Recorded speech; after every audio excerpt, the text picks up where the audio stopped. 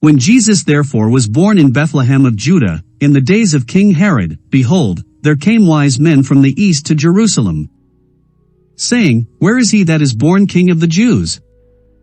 For we have seen his star in the east, and are come to adore him. And King Herod hearing this was troubled, and all Jerusalem with him. And assembling together all the chief priests and the scribes of the people, he inquired of them where Christ should be born. But they said to him, In Bethlehem of Judah. For so it is written by the prophet.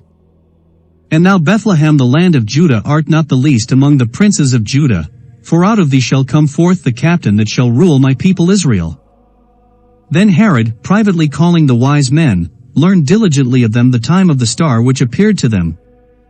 And sending them into Bethlehem, said, Go and diligently inquire after the child, and when you have found him, bring me word again, that I also may come to adore him.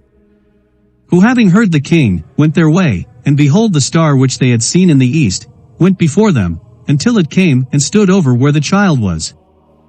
And seeing the star they rejoiced with exceeding great joy. And entering into the house, they found the child with Mary his mother, and falling down they adored him, and opening their treasures, they offered him gifts, gold, frankincense, and myrrh. And having received an answer in sleep that they should not return to Herod, they went back another way into their country. On Psalm 72 say, The kings of Tarshish and the isles shall offer gifts, the kings of Arabia and Saba shall bring tribute. All kings shall pay him homage, all nations shall serve him.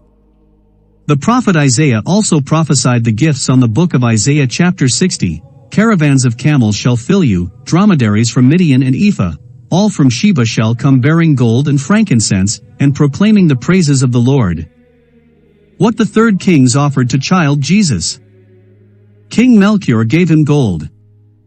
Gold represents royalty, it is a gift from a king to another.